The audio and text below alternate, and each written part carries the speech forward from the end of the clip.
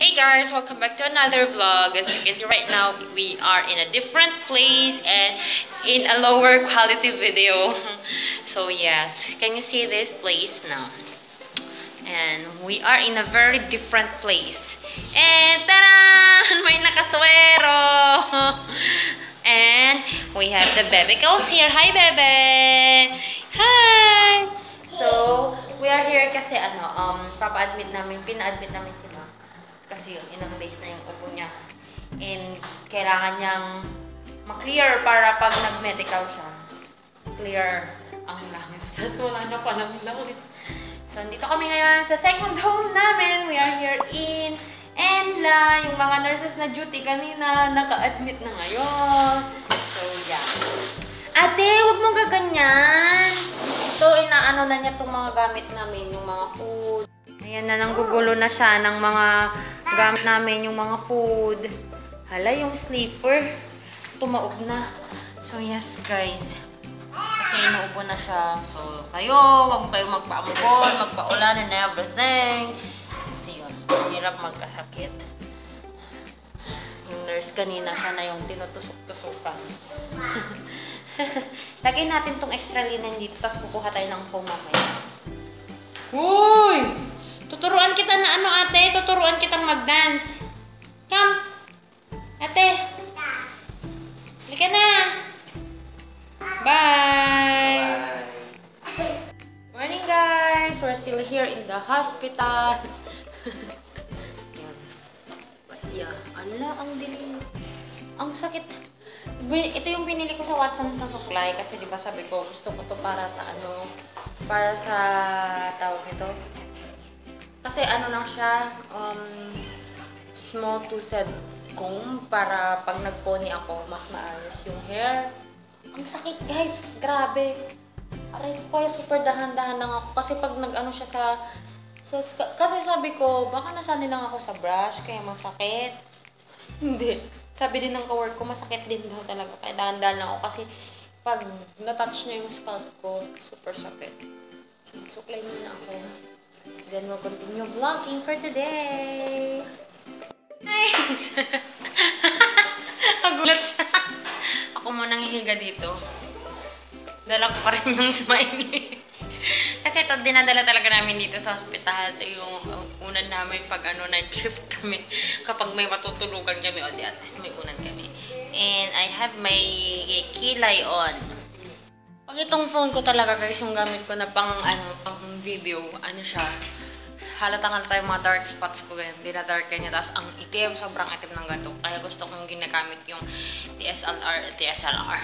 yung SLR ko, tsaka yung iPad kasi mas madaming light yung pumapasok. Sobrang dark. Kahit in real person talaga, in real time talaga, hindi siya ganyan ka-itim or yung mga dark spots ko pati siya. Kailangan talaga yung camera mas madaming light yung pumapasok. Kaya kung papansin nyo, maharap ako sa may light. And yes, nagbibikrim lang ako. But yun, hindi niya masyadong natakpan yung kasi very lang, thin layer lang yung nilagay ko. And then I have the Nishido loose powder on top, and then yung brows ko lang, yung naked na pen nila.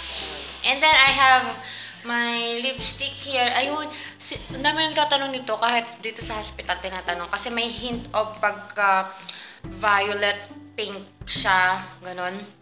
So, I have the Lancome 350 out with the bang. Yun. Kapag yung mga Lancome, guys, mga Lancome, mga MAC, yung gamit ko, yung mga ganyan, hindi ko binibili yan. Bigay lang lahat niya. Kasi, ang mahal kaya, grabe yung Lancome na lipstick, tsaka yung MAC na lipstick, diba, ang mahal. Tapos, kung Revlon, ayun, hindi ko rin masyadong bumibili ng. May nabili na ba akong Revlon? Parang meron akong binili dati, sa. Let's continue. Yun nga, pag mga ganong mahal na mga product, hindi ko binibili, pinibigay lang natin. Kaya, kahit konti lang guys, yung mga makeup nyo, kung quality naman. So, mag-vlog na lang ako later on again, para kung anong mangyari. Naman, clear naman. Inuubo lang kasi si Mac. Clear naman yung niya, yung kanyang x-ray. Kailangan lang niya para pag nagpa-medical siya, kasi may in-applyan siya, para pag nagpa-medical siya, okay, ayos ang result. So, I'll talk to you guys later. Ayun, hindi ko nabibigay guys yung yung antibiotic na kasi pangit na yung line. Masakit na daw. Tapos ayaw naman yun ng direct IV. Arte! Sa puwet! Sa taas naman, hindi ka mapaparalyze, hindi masakit pag ako nag-inject. Hindi ka nararamdaman ng mga pasyente ko. Sige na! Sige, tanggalin na. Sige na nga. Nagpapakit to lagi, nakakainis. Hindi nakikita. Ganun! Bakit ganun? Ayun, hindi ko makita. Ang OA.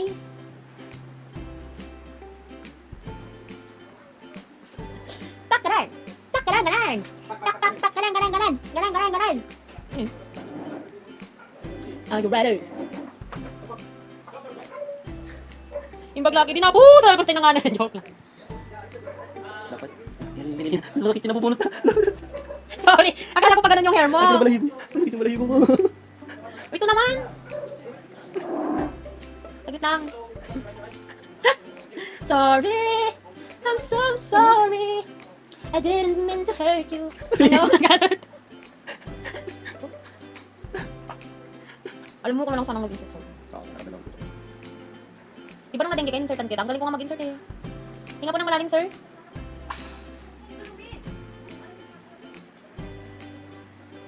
Ito na hawakan mo. Ito naman masyadong ano. Wala tayong plaster. Yun. And we're done! Hey guys, so before I end my vlog, I wanna do a shout out kasi medyo matagal ko na din hindi ginagawang mag-shout out. So, ang shout out ko are the people who commented on my latest video, which is the my September favorites. So, shout out to Jovil Manabat. Ayan. Hello kuya, and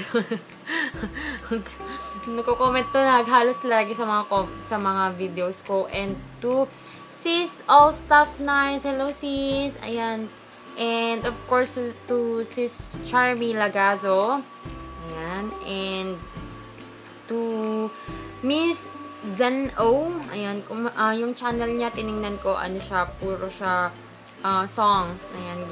Basta magaling siyang kumakanta siya and nag-impersonate siya ng mga voice. And then, of course, to Angelica Bernaldez. Hello, sis.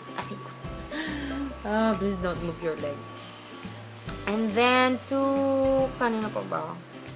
Kay Simply Jen. Hello, sis. Ayan, lagi din siya nagko-comment. And to Jen TV. Hello, sis. Sana soon makakapag-collab na tayo. Go check her channel out, guys. Ayan. And to sis Kate Lee Shoes, ayan. To very active din siya mag-comment talaga. And, eto din, Saika Nikki. Isa ding very active to mag-comment. Hello sis, and thank you. And of course, kay Mile Tumbongera. Very active talaga to si Ate Mile. And sino pa ba? Si Suburban Mama 16 Vlog, ayan. Na-notice niya yung red lipstick ko. And then another kay Sis Ashley Mangaya Life and Work Vlogs. Hello sa inyo pong lahat, and thank you so much for commenting and for watching my videos, and of course for subscribing. Thank you so much. Ayan guys, nanonood pa ako ng mga vlogs para makita ko din yung mga vlogs nyo.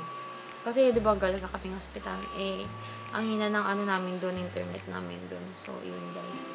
I'll see you guys on my next video. And tomorrow will be filming and washing day for me because I already have 2 baskets of laundry.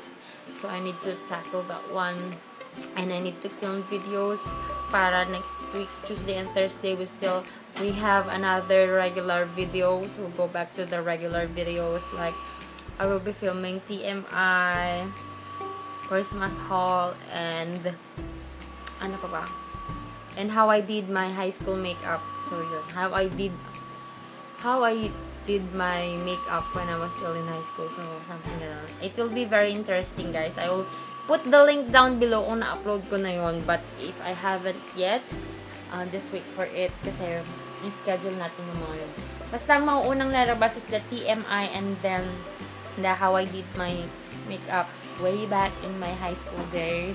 Ayan. Tapos, yun. Basta tingnan nyo na lang kung anong mangyayari. See you guys in my next video. Bye!